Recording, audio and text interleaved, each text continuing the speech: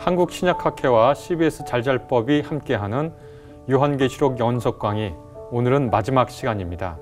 그간 우리가 강의를 통해서 요한계시록 본문에 집중해서 공부했다면 오늘은 여러 가지 궁금한 점, 그리고 요한계시록이 단지 1세기 책이 아니라 오늘날 우리에게도 유의미한 책이라면 어떤 책이어야 하는지, 어떻게 읽을 수 있을지, 무슨 의미를 전달해주는 책인지 공부해 보도록 하겠습니다. 오늘은 한국성서대학교 교수이시고 한국신약학회 미디어위원장이신 이민규 교수님을 모셨습니다. 교수님 안녕하세요. 네, 안녕하세요. 네, 반갑습니다. 네. 계시록 보면은요, 네. 예전부터 지금까지 참 논란이 많은 책 같습니다. 왜 이렇게 논란이 많은가요, 이 책은? 진짜 어려운 책 맞습니다. 신구약 전체 통틀어서요, 다들 어렵게 생각하고요. 이 언어 자체가 우리에게 익숙한 내용보다는 상징하고 그림 언어인데, 사실 계시록 저자 자체도 이 어려움을 어느 정도 일부러 만들어낸 것 같습니다. 왜냐하면 이게 그 당시에 저항 문헌, 또 불온 문서였거든요. 로마에서 볼 때는 로마 제국에 대한 실체를 밝혀내는 불온 문서였기 때문에 애매모호하게 일부러 좀 적은 경향도 있습니다. 따라서 우리가 이것을 이해하려면은 내부자의 시각으로 보면 이해가 되거든요. 그럼 내부자의 시각은 뭐냐면, 여기서 사용된 상징들이 구약 그리고 그 당시 유대 문헌에서 말했던 그 상징들을 자세히 보면서 이해하면은 아주 어려운 책은 아닙니다. 다행히 오늘날 수많은 학자들이 그 상징들의 의미를 많이 밝혀내서 조금 더 우리에게 쉽게 다가오곤 있죠. 그다음에 두 번째, 계시록이 예언이라고 하는 사실에 대한 잘못된 개념인데요. 예언이 히브리어로 나비, 헬라어로 프로페테이아라는 단어인데, 그 뜻은 사실은 우리가 말하는 미래를 점치다는 그런 예언이 아니고 대언이라는 뜻입니다. 대언. 하나님의 말씀, 계시를 대언한다는 뜻인데요. 디모데후서 3장 16절, 17절 말씀대로 그 당시 하나님의 감동으로 쓰여진 책으로서 위로를 주고 권면을 하고 책망을 하는 그런 목적으로 사용될 수 있었던, 그 당시 사람들을 위한, 그 당시 사람들이 이해할 수 있었던 책이라는 사실을 알면 좋겠습니다. 또 계시록 1장 3절에 보면은 그것이 그 당시에 읽혀지고 또 듣고 행하는 자들에게 복이 있다라고 말씀하셨기 때문에 당시 사람들도 충분히 이해할 수 있었던 내용으로 우리가 이것을 설명해낼 수 없다면 그 해석은 잘못된 것이죠. 예를 들어서 여러분 666 그러면 그것을 무슨 바코드니 베리칩이니 한다면 그 당시 사람들이 이해했겠습니까? 이해 못했겠죠. 그렇다면 그것은 잘못된 해석이라는 거예요. 당시 사람들이 몰랐던 사실을 우리가 새롭게 알 수 있던 것은 아니거든요. 그러면은 계시록을 우리가 제대로 풀려면은 어떻게 해야 되느냐? 그 당시로 돌아가서 그 당시 사람들이 이해했을 수 있는 방식의 문화와 역사와 그들의 신앙적 배경을 가지고 이해하면은, 그리고 우리에게 적용하면은 조금 더 우리가 이해할 수 있지 않나, 저는 이렇게 봅니다. 네. 어떻게 보면 역사 비평의 시각을 강조하셨는데요. 네. 그런데 역사 비평의 시각에서 보면 재미난 점이 있습니다. 계시록과 신약 성서의 다른 문헌들이 서로 좀 차이를 보이는 것들이 있는데요. 그 중에서 눈에 띄는 것이 권위, 사회적 권위, 특별히 국가에 대해서 대하는 태도가 계시록과 바울서신, 베드로전서가 서로 지금 다른 것을 보게 되는데요. 그렇죠. 우리가 이제 잘 알듯이 로마서 13장 같은 경우는 위에 있는 권세에, 위에서 주신 그 권세에 우리가 순종하라, 순복하라 이렇게 돼 있는데, 위에 있는 권세라는 것은 하나님이 주신 것이다 이렇게 돼 있고, 베드로 전서에서도 인간들이 만든 그런 제도 자체에 대해서 하나님께서 주관하시는 것이기 때문에 우리가 또한 순복해야 된다 이렇게 돼 있죠. 근데 계시록은 맥락이 달라집니다. 사실 바울 서신이나 베드로의 서신에 사용된 그 맥락은 기독교인들과 그 사회 로마 문화와의 갈등이 그다지 심하지 않았을 때이고요. 오히려 기독교는 그 유대교의 한 분파 정도로 이해가 돼서 국가에서도 별로 그리 새로운 종교로 이해하지 않아서 받아줬는데, 이게 시대가 변해서 네로 시대와 그 이후의 황제들에 의해서 핍박이 시작되었을 때 기독교는 결단을 해야만 했습니다. 더 이상 국가는 우리를 보호하거나 우리가 이 국가를 통해서 오히려 복음을 더 빨리 더 많이 전달할 수 있는 그런 상황이 아니구나. 이제 이들은 우리의 대적자가 되었구나. 그때의 기독교가 선택한 것은 저항이었습니다. 왜냐? 바로 국가가 기독교인의 가장 핵심 가치인 그리스도에게 충성을 해야만 하는 그들의 가치를 건드렸기 때문에 그들은 우리 잠자는 사자의 해코터를 건드렸다라고 생각을 했겠죠. 거꾸로 우리는 하나님의 백성이지 로마의 백성이 아니다라는 것을 확연하게 보여줘야만 하는 그런 시대가 왔다고 했기 때문에 이제 기독교인들은 모두 마음을 합하여서 로마에 충성하지 않기로 결단한 그런 상황이 벌어진 것 같습니다.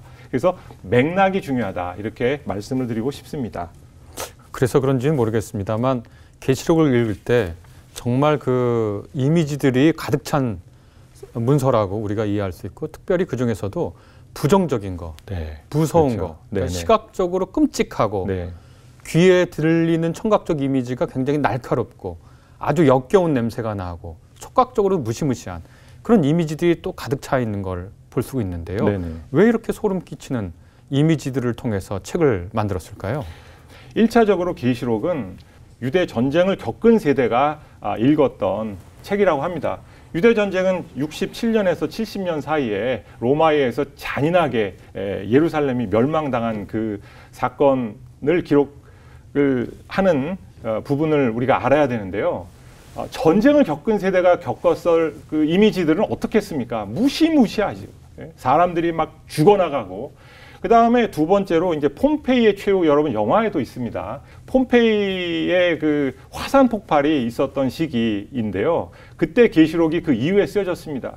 그 폼페이의 화산이 펑 폭발해가지고 하늘에서부터 용암이 쫙 흘러내려갈 때 그것이 시뻘건 그 용이 여러 머리로 흘러내리는 듯한 그런 잔인한 모습 그리고 그걸 통해서 수많은 사람들이 죽어갔죠.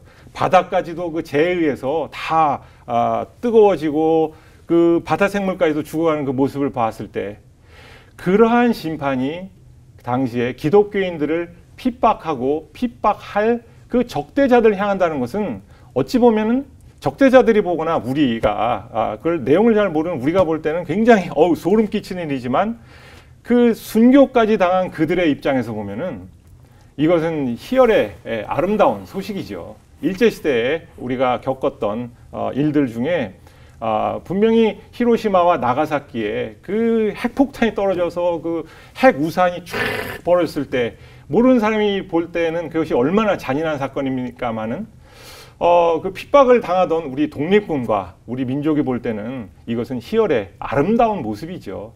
그와 같이 계시록은 잔인한 소식이 아니라 그들의 속을 시원하게 뚫어주는 그런 희열의 소식이라고 복음의 소식이라고까지 말할 수가 있겠습니다. 그럼 지금까지 말씀해 주신 것에 따르면 계시록이 이렇게 무시무시한 이미지를 사용해서 기존의 다른 신약 성서와 다른 입장을 가지고 어떻게 보면 논란이 될 만한 이야기들 참 많이 하는 것 같은데요. 네네, 그렇죠. 그러면 전체적으로 이 계시록이 이 책을 읽는 사람들에게 어떤 의미가 있었고 이후로 청중들이 좀 바뀌기도 할 텐데요. 이후에는 어떻게 읽히고 해석되어 왔는지 여쭙고 싶네요. 우리 기독교가 지금도 이제 사랑의 하나님을 주로 강조를 하지 않습니까? 그런데 이제 사실 하나님의 모습은 구약에서 봐도 복수의 하나님, 신원의 하나님의 모습도 같이 있거든요. 원수를 사랑하라고 말씀을 하신 예수님의 말씀에 따라서 원수를 사랑하지만 그 원수가 끊임없이 기독교인들을 핍박할 때 결국 나의 친구와 나의 가족이 그들에 의해서 죽어나갈 때 우리는 사실은 용서로만 끝날 수는 없거든요. 정의 실현이라는 것도 분명히 중요하거든요. 그때 내가 복수하는 것이 아니라 하나님께서 복수를 해주신다. 끝까지 죽을지언정 악에 대해서 포기하지 않는 자들에 대해서는 하나님께서는 정의 실현을 하신다. 이것이 한 맺히고 고통당하고 불안에 쌓인 기독교인들에게 얼마나 큰 위로를 줬을지 저는 참 모르겠습니다. 아주 우리는 이런 전쟁을 겪어보지 않고 이런 핍박을 겪어보지 않았기 때문에 그 위로에 대해서 우리는 오히려 조금 이거 너무 심한 거 아니야? 이거 너무 심하네 이렇게 생각할 수도 있지만 핍박을 받은 자들의 그 마음 속에는 이러한 하나님의 복수와 정말 신원이 있다는 것이 그들에게는 정의 실현으로 느껴졌을 것 같습니다. 지금까지 말씀을 들어보니까 이 계시록이라는 것을 계시록의 메시지를 어떨 때는 우리와 가깝게 붙여놓고 읽고 이해하고 순종해야 되고 네. 어떨 때는 조금 떨어뜨려 놓고서 계시록을 이해해야 되겠군요. 네. 왜냐하면 오늘 같은 상황은 우리가 전면적인 박해를 받고 악이 완전히 지배하는 상황이라고 아마 부를 수는 없을 것 같아요. 맞습니다. 그러니까 네. 계시록의 메시지를 그대로 문자 그대로 오늘날에 적용하는 것은 오히려 계시록의 메시지를 왜곡하는 수도 있겠네요. 맞습니다. 네, 그러면 네, 맞아요. 이렇게 계시록을 풀 때 주의해야 할 사안들이 여럿 있는데 네. 특별히 교수님께서 생각하실 때 네. 계시록을 해석할 때 자주 발생하는 문제들은 어떤 것들이 있는지요? 사실 그 당시에도 그 문제를 그대로 가지고 있었습니다. 왜냐하면 초대교회가 기대했던 것은 로마의 멸망과 황제의 그 죽음이었는데 사실 이 시간이 흐르면서 황제가 기독교인이 됐습니다. 로마가 멸망한 게 아니라 기독교 국가가 됐습니다. 그 이후에 사람들은 고민하기 시작했죠. 과연 계시록은 로마와 황제를 대상으로 하여 그들을 적대자로 생각하고 쓴 책인가? 아니면 그보다 더 깊게 로마와 황제 안에서 그들을 조종하는 사탄과 사탄의 그 세력들, 영적 세력에 관한 내용인가? 우리가 계시록을 또 자세히 살펴다 보면은 로마는 사용되었을 뿐이지 로마가 바벨론의 음녀 자체는 아닐 것이다.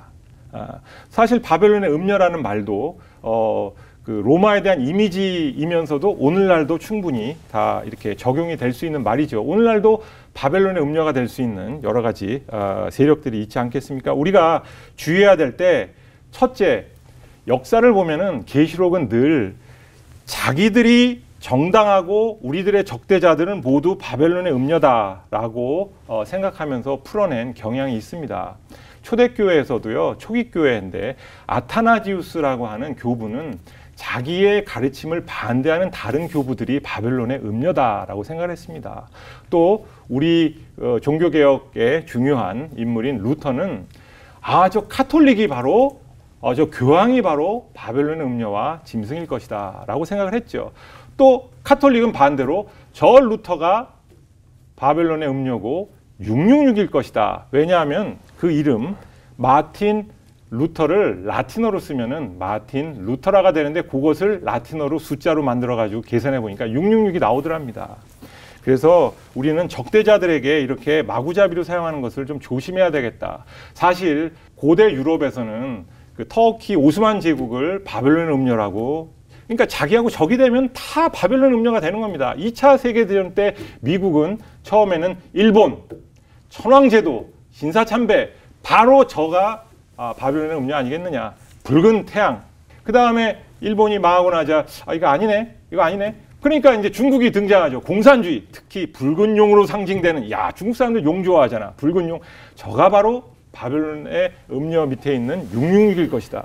자기 입장에서 상대방을 무조건 이렇게 사탄화하고 666을 만드는 것은 아마도 우리가 피해야 될 그런 것 같습니다. 두 번째로는 우리에게는 사실은 힘을 가지게 될 때는 누구나 바벨론의 음녀와 짐승의 모습을 가진다는 것을 우리는 늘 생각해야 됩니다. 카톨릭이 처음엔 얼마나 순수하게 초대교회에서부터 시작을 했습니까? 그러나 힘을 가지게 되자 그들은 또한 악의 모습을, 바벨론의 음녀를 담는, 즉 교황을 숭배하지 아니하면은, 교황을 따르지 아니하면은 예수 그리스도를 따르지 않는 것과 같은 모습으로 변질이 되지 않았습니까? 그 이후에 우리 개신교도 처음에는 얼마나 순수하게 시작했습니까? 그러나 힘이 생기자마자 개신교 역시도 서구 세력으로서 다른 제3세계의 선교라는 명목으로 나가서 또한 우리는 바벨론의 음녀의 역할을 하지요. 청교도들이 미국에 갔을 때도 핍박받아서 갔지만 그들 또한 미국의 원주민들을 얼마나 많이 괴롭히고 또 일부는 또 미국의 그 원주민들을 학살까지 하지 않았습니까? 그래서 우리는 힘을 가지게 될 때 이렇게 위험하다. 우리는 우리 자신을 돌아보고 우리가 또한 우리 모습 안에 선과 악의 이분법을 넘어서 바벨론의 음녀가 있을 수 있지 않나. 세 번째로는 아주 중요한 부분인데요. 요한도 사실은 천사가 나타나자 두 번이나 19장에서도 그렇고 그 이후에도 경배할 뻔했습니다. 경배할 뻔. 천사가 막았죠. 우리는 휘황찬란한 힘이 있는 권세 있는 자가 나타날 때 경배를 하려고 하는 성향이 있습니다. 그래서 우리는 바로 예수 그리스도 이외에는 우리가 절대로 경배하지 않아야 된다는 사실. 이것은 그 사도조차도 두 번이나 실수를 할 뻔했죠. 그러니까 이게 너무나 쉬운 유혹인 겁니다. 힘 있는 자에 대한 경배. 그것은 곧 우리에게 대형교회 목회자일 수도 있고요.